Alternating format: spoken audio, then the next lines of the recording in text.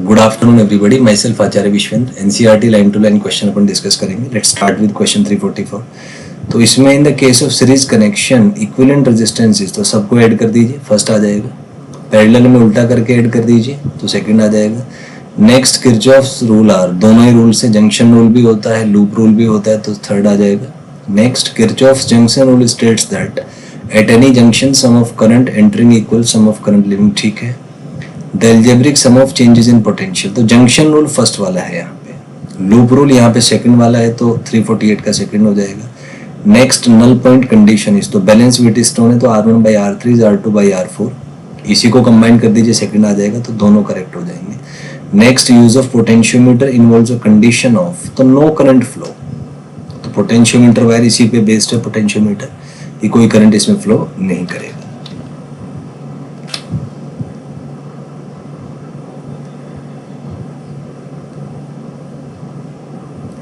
Next is potentiometer can be used to measure potential difference, measure internal resistance, compare EMFs, तो सबके लिए use हो सकता है, फोर्थ आ जाएगा।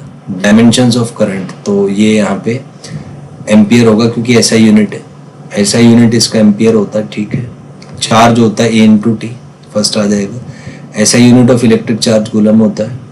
नेक्स्ट वोल्टेज होता है आपका Q/V, sorry energy by charge, charge 80 होगा, तो फर्स्ट आ जाएगा इसमें।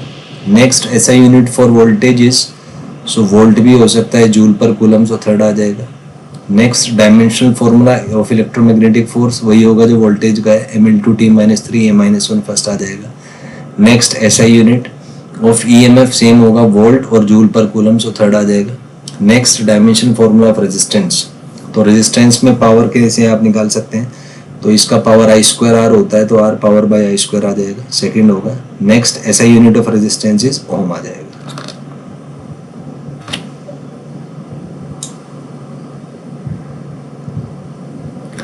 Next dimension formula of resistivity, तो रेजिस्टिविटी होता है R = ρL/A, तो वहां से रो आपका आ जाएगा रेजिस्टेंस इनटू लेंथ, सो ml2 की जगह यहाँ पे 3 लगा दीजिए, तो ये आपका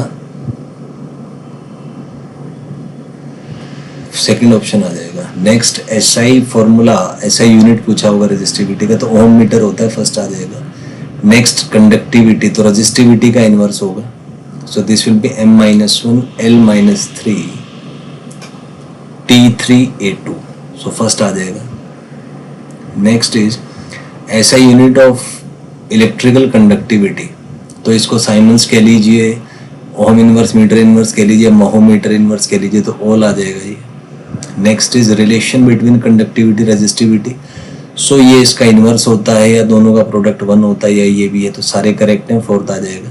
next dimension formula for electric field, तो इलेक्ट्रिक फील्ड आएगा आपका फोर्स बाई चार्ज, फोर्स होता है mL/T-2 और चार्ज होता है AT, तो फर्स्ट आ जाएगा।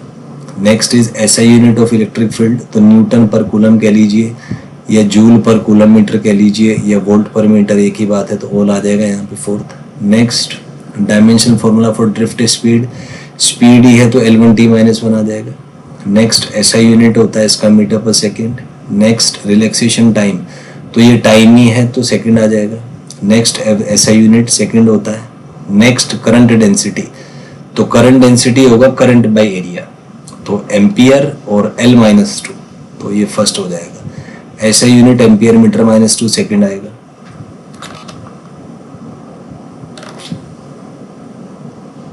Next is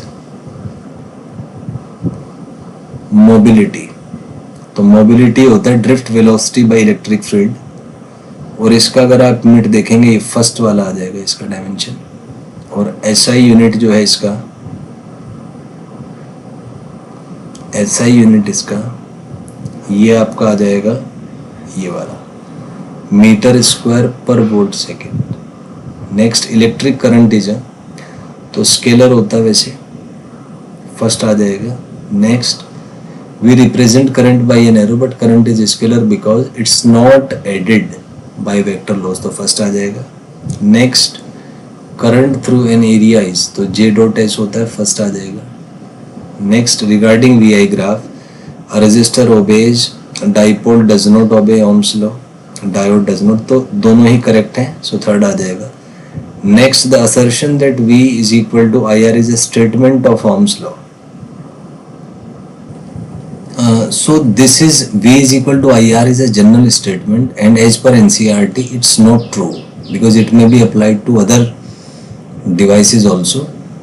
Ohm's law states that graph will be linear, but as per V is equal to IR is concerned, so it's a statement of only Ohm's law, that is not true as per NCERT. Second is correct. Next is the equation is applicable to only devices obeying Ohm's law, all devices.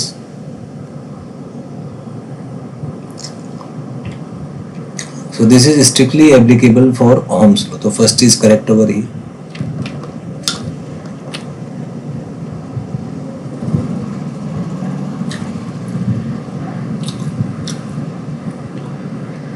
So Ohm's law asserts that the graph is linear. First आ जाएगा. Next, Ohm's law asserts that R is independent of V. First is correct. Next, a conducting material obeys Ohm's law when resistivity of the material is. तो ये constant होना चाहिए, independent of electric field होना चाहिए, तभी ये straight line graph आएगा. Next is silver and semiconductor obeys Ohm's law at all values within some range. तो विद इन सम रेंज आएगा, second will be correct. Next, departure from Ohm's law takes place at. तो very large value के लिए ये डिपार्चर हो जाएगा. Next, motion of conduction electrons in an electric field is due to.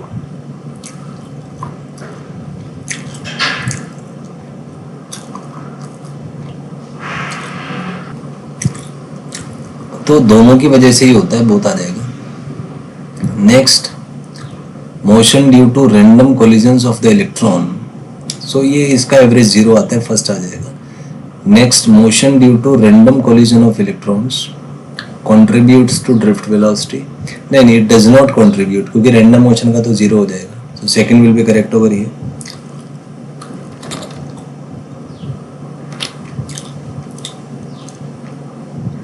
Next is drift velocity of electrons is due to random collision और electric field. तो electric field की वजह से होता है, second will be correct. Next, the relation J is equal to rho V should be applied to all type of charge carriers, each type separately. तो each type separately पे ये applied होना चाहिए, तो सेकंड आ जाएगा.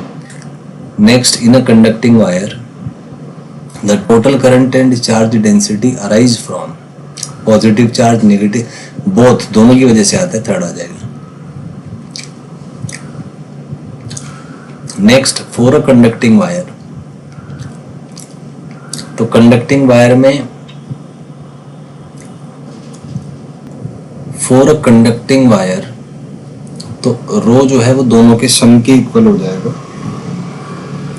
न्यूट्रल वायर के लिए, भाई न्यूट्रल है तो total current charge density zero होगा, so second will be correct.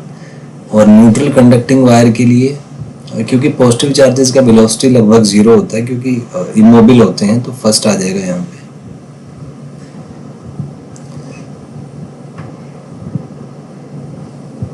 Next is for a neutral wire, तो टोटल डेंसिटी जीरो आ जाएगा. The relation J is equal to rho W is applicable to total charge density. नहीं, it is not applicable to total current charge density. Second correct होगा. So Kirchhoff junction rule is based on conservation of charge पे based है, second आ जाएगा. Next, bending और reorienting current carrying wire changes the validity, it does not change the validity, so second will be correct over here. So in this way we have discussed chapter 3 till now, and it's just a tool to optimize your time and energy. So before starting this chapter, we assume that you have studied it in your classes, and we assume that you know all and every formula related to this. The purpose of this question and answer session is to optimize your time for reading NCERT, as the language is quite tough and it's not possible to cover NCERT in a proper time. So this question answer session is just a way to optimize your time and energy. So it's a prior assumption that you know every formula, every relation based for this particular chapter, and it's just a NCERT optimization tool. We have tried our best to keep it error free, but if there are some error, you can comment on